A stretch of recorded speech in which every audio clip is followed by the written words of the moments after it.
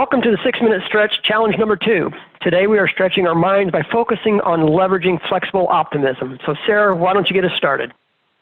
Yes, Denny, and as we frame our conversation today, one of the things that I want you to know is it's super similar to the skill that we talked about in our previous challenge, stress tolerance. In fact, the skill of optimism is also found in the composite of stress management, and it's critically needed now more than ever in times of adversity. It's also really important for me to take a moment to remind you that this model is a circle intentionally, because it wants to remind us that we need balance in order to create those effective bounce back moments that we're striving for. So remember, aim for balance, and that's a good prelude to other skills that we're going to introduce to you throughout this challenge journey. So with that, probably a good time to dive into defining optimism. So if you go to the dictionary, you'll notice that Webster says that optimism is putting the most favorable construction of action and events towards the best possible outcome. That's likely similar to what most people would be thinking if we put optimism in front of them. And so Denny, as we start this journey of aiming them towards optimism, this is a great place to start. Yeah, and one of the things, when we think about optimism, we want people to always be positive, et cetera, but there are times when we can be too optimistic, and a lot of people think that can't be true, but what I'd like to share with you is where that happens, and it's where we talk about the difference between blind optimism and flexible optimism, and a little bit of pessimism. So on the blind optimism side, that's where it's the pie in the sky thinking, where we deny that problems exist, everything's going to be fine. It's very Pollyannish, but very unrealistic.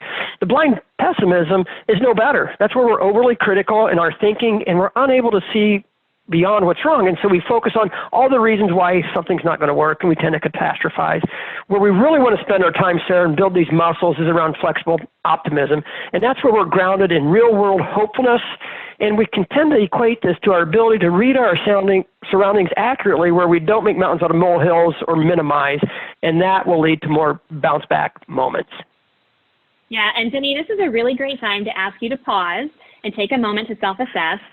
Just in general, where do you fall? Right? At times, are you that person that catastrophizes things and you're blindly pessimistic? Or do you go the other way? Maybe you're that blindly optimistic person trying really hard to make everything right for yourself and others. Or maybe you're in that middle ground of flexible optimism. But what you really want to keep in mind is that our natural human nature is going to be to go in that critical state, right? That's just who we are. So you might have a little bit of an uphill battle to fight your nature to go in that critical space, but it is so worth it. And you can definitely build this skill. There's a muscle there that can create positive influence and impact on others and yourself if you really work a strategy for optimism. So Denny, let's put them to work. Yeah, let's do that. If you're not quite sure where you fall, ask somebody you're around all the time. I'm sure they'll be willing to tell you if you're positive or negative. And so the 4-step process, this is awesome. It's by a guy named Dr. Martin Seligman. And the 4 steps, he's used COVID as an example. And I think it's very relevant today, of course. And so the first step as we do this, he says, ask yourself, what is the worst possible scenario that could possibly happen? So the negative side, I'm going to get this. It will be very bad. I could die. And so that's really going to the one end of the spectrum. The other end of the spectrum that you then go to is, what is the best possible outcome? If everything worked out well, you might sit back and say, hey, I'm not going to get this, nor will my family or my loved ones. It will blow over. I'm going to continue on as I had before COVID happened. Well, that's very unrealistic as well. So you're on 2 ends of the spectrum, but it allows us to see what's the worst and what's the best. And where you really start to look at things is step number 3. And you really challenge yourself is what's most likely to happen.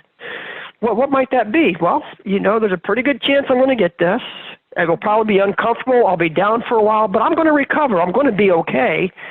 And then the 4th step is, you really plan for that most realistic scenario of what really is probably going to happen, and then you develop a plan around it. And so, you know what? I don't have it yet. I'm going to continue to take preventative measures. If I have a symptom or anything, I'm going to call a doctor like I should, and I'm going to have a backup plan. If I get sick, who's going to take care of the kids? How am I going to do my job? How am I going to do work? So this really allows you to build muscles that we need. And I really like this example, but I think, Sarah, what you were sharing with me the other day is very realistic for so many of us. So please share. Yeah, this is so interesting because this just happened to me. So last week, just like we're all experiencing new information coming our way, we get a message saying that we might not have access to summer care this summer.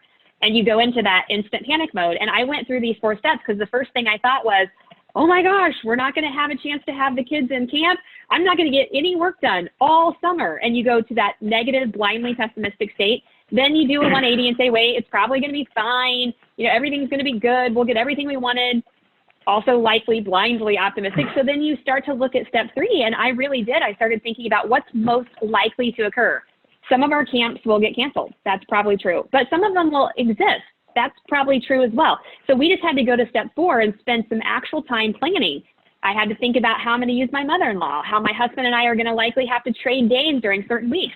And what I noticed was that it actually gave me this forward momentum where I felt like I was really getting traction, creating those positive outcomes, and I was in a bounce back moment. It gave me something to do versus staying in that state where I'm really not accomplishing anything, and we want to challenge people to get there as well.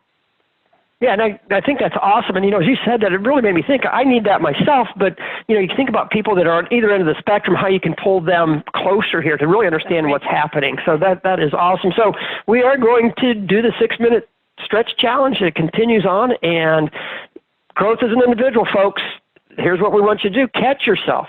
When is your perspective skewed? And maybe can you take a step back, leverage the 4 steps we just talked about to build that flexible optimism, because it is a muscle and we can train ourselves around this. And then as it relates to the team?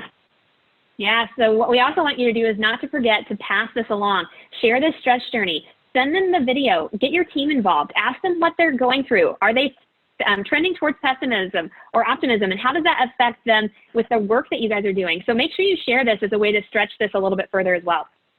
Yeah, and I think it's extremely important today, and we've heard, you know, people, the longer they're at home, the more their optimism is going down, and they're really falling into some traps here. So first and foremost for yourself and other people. So here we go. We are on challenge number 2. It's go time, folks. So get out there, do it, share with us your success stories, and we'll see you back here for stretch number 3.